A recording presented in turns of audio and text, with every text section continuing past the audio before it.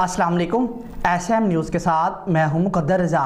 SM news studio में खुशामदीद। खबरों का सिलसिला बढ़ाते हुए हबशान करते हैं कराची से।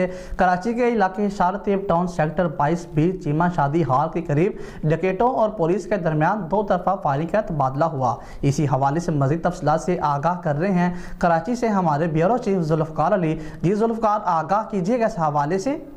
जी बिल्कुल, शा लाtif टाउन सेक्टर 22B का इलाका है, जहां पर रात गए चीमा शादी हाल के करीब मोटरसाइकिल सवार दो मसल्ला डकैत शहरी से लूट मार कर रहे थे कि इलाका पुलिस मौका पर पहुंच गई। मुल्जमान ने गिरफ्तारी से बचने के लिए पुलिस पलटी पर फायरिंग कर दी।